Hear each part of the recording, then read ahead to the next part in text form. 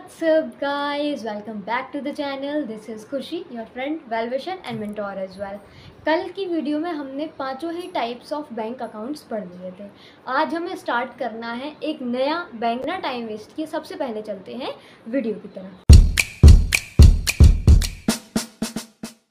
तो देखो, कल जो हमने 5 टाइप्स ऑफ बैंक अकाउंट्स पढ़े थे वो अब नॉर्मल हो गए हैं। पहले की बात है भाई, ईजिली है, सबके पास है, इनके बारे में सब जानते हैं।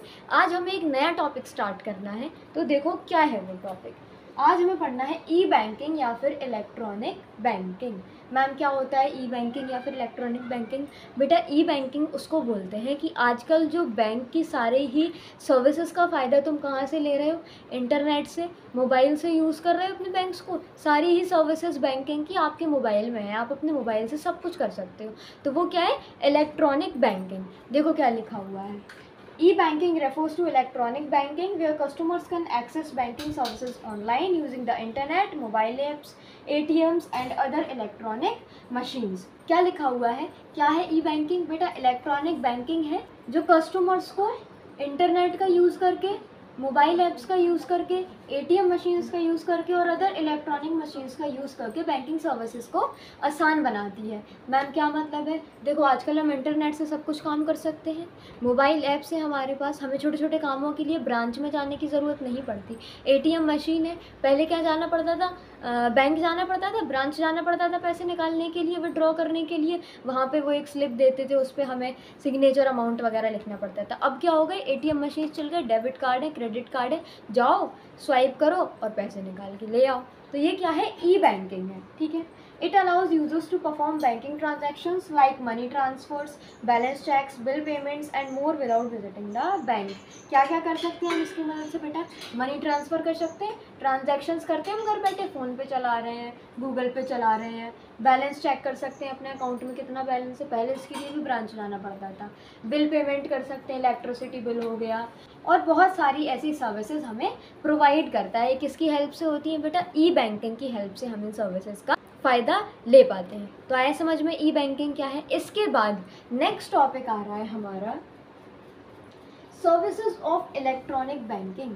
मैम कौन कौन सी सर्विसेज देती है इलेक्ट्रॉनिक बैंकिंग? कौन कौन सी सर्विसेज हमें हमारे चैप्टर में पढ़ना है? तो देखो वन बाय वन स्टार्ट करते हैं। सबसे पहले लिखा हुआ है ऑटोमेटेड टेलर मशीन, ATM। सब जानते हो क्या है ATM? क्या है? अपने डेबिट कार्ड लेकर गए, स्वाइप किया, पैसे निकाले और ले आए। ATM मशीन सब जानते हैं नॉर्मली। देखो क्या लिखा है। ATM is an electronic machine that enables customer to withdraw cash, check balance and even deposit money at any time. It operates 24/7 and reduces dependency on the bank branches। बेटा 24/7 operate होता है। इससे एक फ़ायदा क्या भी है कि जो ब्रांच की, बैंक ब्रांचेस की डिपेंडेंसी हो उसको रिड्यूस करते हैं। ठीक है। क्या क्या कर सकते हैं मैम? हम कैश विड्रॉ कर सकते हैं बेटा, बैलेंस चेक कर सकते हैं और कई बार तो मनी भी डिपॉजिट हम कर सकते हैं। तो आए समझ में क्या है ATM? फर्स्ट सर्विस है ऑटोमेटेड टेलर मशीन। सेकंड है डेबिट कार्ड। डेबिट कार्ड क्या है बेटा? डेबिट कार्ड सब जानते हैं। जो डेबिट कार्ड हम यूज़ करते हैं ATM में जाकर किस चीज़ से पैसा निकालते हैं, वो क्या है? डेबिट कार्ड है। ठीक है। अब डेबिट कार्ड के क्या फ़ायदे हैं मैम? बेटा हर बार बैंक नहीं जाना पड़ता, ATM गए, डेबिट कार्ड लगाया और पैसे निकल आए। देखो क्या लिखा हुआ है। A debit card allows customers to make payments directly from their bank account. It is linked to your account and whenever you swipe or tap, money is deducted automatically। जहाँ भी तुम कभी भी उसको स्वाइप करोगे या फिर उसका यूज़ करोगे, ATM मशीन में डालोगे, तो तुम कहीं भी हो, इंटरनेशनली आजकल ये चीज़ें चल रही हैं। ऐसा नहीं कि तुम्हें अपने ही सिटी में होना ज़रूरी है, तुम कहीं भी हो इंटरनेशनली, इंडिया के अंदर तुम कहीं भी हो बेटा, वहाँ से अपनी सारी सर्विसेज का फ़ायदा ले सकते हो। कहीं से भी तुम मनी विड्रॉ कर सकते हो, अपने अकाउंट का बैलेंस चेक कर सकते हैं। तो इसमें तुम्हारी कौन मदद करेगा? Debit card.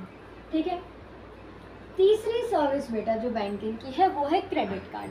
अब मैम डेबिट कार्ड तो हम सब जानते हैं, ये बताइए क्रेडिट कार्ड क्या होता है? तो बेटा क्रेडिट कार्ड क्या होता है? डेबिट कार्ड में नॉर्मली क्या होता है कि जितने पैसे तुम्हारे अकाउंट में हैं तुम उतने ही विड्रॉ कर सकते हो, उससे ज़्यादा तो विड्रॉ नहीं कर सकते। मान लो तुम्हारे बैंक में है 5,000 रुपये, तो तुम विड्रॉ भी तो 5,000 ही कर सकते हो ना, 5,000 से ज़्यादा तो विड्रॉ नहीं कर सकते। लेकिन क्रेडिट कार्ड क्या होता है बेटा? क्रेडिट कार्ड होता है इसका अपोजिट। मैम क्या मतलब है, कैसा अपोजिट? बेटा डेबिट कार्ड में जितना अमाउंट तुम्हारे अकाउंट बैलेंस में है, तुम्हारे अकाउंट में है जितना बैलेंस, तुम उतना ही विड्रॉ कर सकते हो। लेकिन क्रेडिट कार्ड क्या स्कीम है भाई? बैंक ने सोचा कि किसी इंसान के, देखो डेबिट कार्ड की लिमिट भी होती है, वहाँ पर लिमिट होती है कि तुम अगर जैसे एक दिन में 10-15 या मैक्सिमम 20,000 रुपये ही विड्रॉ कर सकते हो, इससे ज़्यादा विड्रॉ नहीं कर सकते। अब मान लो कि तुम्हारी मैक्सिमम लिमिट है 20,000 रुपये। अब तुम्हें किसी काम की किसी चीज़ की ज़रूरत पड़ गई, या फिर तुम्हें कोई ऐसा प्रोडक्ट खरीदना है, किसी चीज़ के लिए तुम्हें ज़रूरत पड़ गई कि मुझे तो भाई 20,000 से ज़्यादा का सामान खरीदना है, तो क्या करें? तो किसी ने बोला मत खरीदो भाई। अब ऐसा होता है क्या कि ज़रूरत है और नहीं खरीदे? भाई ज़रूरत है तो खरीदना तो पड़ेगा। तो बैंक ने क्या बोला कि तुम खरीदो, कोई प्रॉब्लम नहीं है। डेबिट कार्ड से नहीं हो पा रहा ना, हम तुम्हारे लिए क्रेडिट कार्ड लेकर आए। अब क्रेडिट कार्ड से होता क्या है कि भले ही तुम विड्रॉ नहीं कर पा रहे, क्रेडिट का क्या मतलब होता है बेटा? उधार। क्रेडिट का मतलब उधार ही होता है ना। तो क्रेडिट कार्ड वही चीज़ है, नाम से ही समझ में आ रहा है। अगर तुम्हारे अकाउंट में 500 रुपये भी है और तुम्हें 50,000 का सामान भी खरीदना है बेटा, तो तुम उस क्रेडिट कार्ड से खरीद सकते हो। बैंक बोलता है कोई बात नहीं सर, ले लीजिए, आप EMI भरते रहिए, इंटरेस्ट देते रहिए साथ में। अब ये जो सुविधा हमें देते हैं ये लोग, जो सर्विस प्रोवाइड कर रहे हैं, इसके बदले में कुछ ना कुछ तो लेंगे, तो ये हमसे इंटरेस्ट चार्ज करते हैं, हमें इनको इंटरेस्ट देना पड़ता है, ठीक है। अब जो हमने क्रेडिट कार्ड से सामान लिया है उसकी फिर EMIs बनती है, सर आप भरते रहिए EMI। तो आया समझ में क्या है क्रेडिट कार्ड? देखो क्या लिखा हुआ है, a credit card allows users to borrow money from the bank to make purchases. किसके लिए होता है बेटा? सबसे पहली बात तो प्रोडक्ट परचेस के लिए होता है। ऐसा नहीं कि किसी को उधार पैसे देने हैं तो गए क्रेडिट कार्ड से लेके आए 50,000 और किसी दूसरे को उधार दे दिए, नहीं। यहाँ पर तुम क्या कर सकते हो? सिर्फ प्रोडक्ट परचेस कर सकते हो, ठीक है। किसके लिए यूज़ होता है? मनी बोरो करने के लिए बैंक से, मतलब कि उधार ले लो भाई, कोई बात नहीं तुम दे देना। The bank sets a credit limit and the user must repay the borrowed amount later, usually monthly. और क्रेडिट की एक लिमिट होती है बेटा। बैंक तुम्हारे ट्रांजैक्शंस देखेगा कि तुम्हारे क्या ट्रांजैक्शंस हैं, तुम किस तरीके से बैंक में तुम्हारी क्या एक्टिविटी है, तो उस हिसाब से एक क्रेडिट लिमिट बैंक तुम्हारी सेट कर देता है कि सर आप मान लो 1,00,000 रुपये की क्रेडिट लिमिट है तुम्हारे पास, तो भले ही तुम्हारे अकाउंट में 500 रुपये या 100 रुपये हैं, तुम 1,00,000 तक की शॉपिंग कर सकते हो, सामान परचेस कर सकते हो। आए समझ में क्या है क्रेडिट कार्ड? उसके बाद लिखा हुआ है इंटरनेट बैंकिंग। अब मैम ये क्या है बेटा? इंटरनेट बैंकिंग का मतलब होता है कि आजकल जो हम इंटरनेट का यूज़ करते हैं, वेबसाइट से, मोबाइल ऐप से, ये जो काम करते हैं, अपने बैंक बैलेंस देख रहे हैं, अकाउंट डिटेल्स निकाल रहे हैं, स्टेटमेंट हम घर बैठे निकालते हैं अपने मोबाइल से, तो ये सब चीज़ें किस में आ जाती हैं? इंटरनेट बैंकिंग में। देखो क्या लिखा हुआ है, this service allows users to perform banking operations through the bank's website. किससे कर सकते हैं हम बैंकिंग ऑपरेशंस को परफॉर्म? बैंक की वेबसाइट से हम बैंक के ऑलमोस्ट सारे ही काम, आजकल तो यार इतनी ज़्यादा टेक्नोलॉजी बढ़ गई कि हम बैंक अकाउंट ओपन तक करवा सकते हैं अपने घर बैठ के, तो ये किस में आ जाता है? इंटरनेट बैंकिंग में। Services include fund transfer, viewing account statements, paying bills, booking FD book कर सकते हैं, अकाउंट डिटेल्स देख सकते हैं, स्टेटमेंट देख सकते हैं, फंड ट्रांसफ़र कहाँ हुआ, कितना हुआ, इस सब की डिटेल्स हम ले सकते हैं। तो ये सर्विस क्या है? इसका नाम इंटरनेट बैंकिंग। उसके बाद नेक्स्ट आ रहा है हमारा मोबाइल बैंकिंग।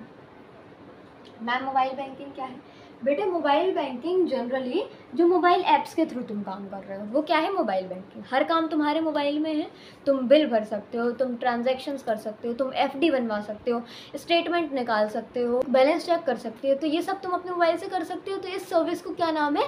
Mobile banking. यही होता है मोबाइल बैंकिंग। देखो क्या लिखा है, mobile banking provides banking services through the banks mobile app. Bank का एक मोबाइल ऐप होता है और तुम उस ऐप के थ्रू अपने सारे ही काम घर बैठ के आराम से कर सकते हो।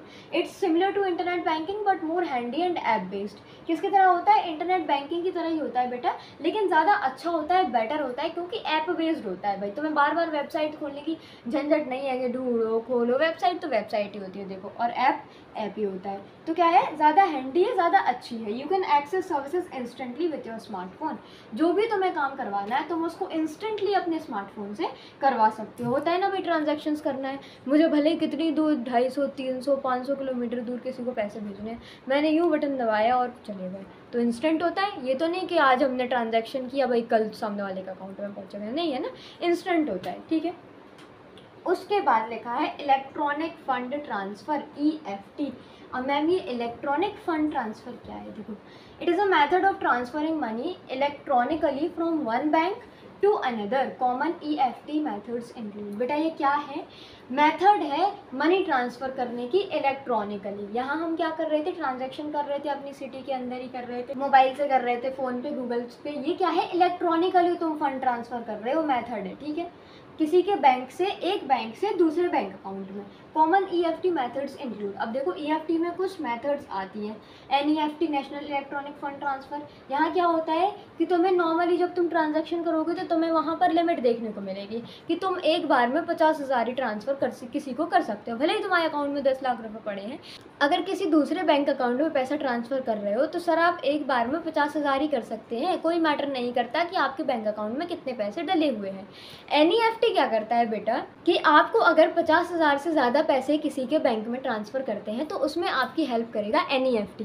NEFT क्या करता है कि सर आपको कितने 1 लाख करने हैं, 1.5 लाख करने हैं, कोई बात नहीं, नॉर्मली नहीं हो पा रहे, मैं करके दूंगा। तो NEFT से तो मैक्सिमम 2 लाख तक लिमिट होती है उसकी, मैक्सिमम 2 लाख रुपए तक तुम किसी के भी बैंक अकाउंट में कितनी भी दूरी पर ट्रांसफ़र कर सकते हो। लेकिन यहाँ पर इसका एक फ़ीचर होता है बेटा कि ये इंस्टेंट नहीं होता। अभी तक हम ट्रांजेक्शन्स कर रहे थे तो वो क्या थे, इंस्टेंट थे, हमने क्लिक किया और पैसे पहुँच गए।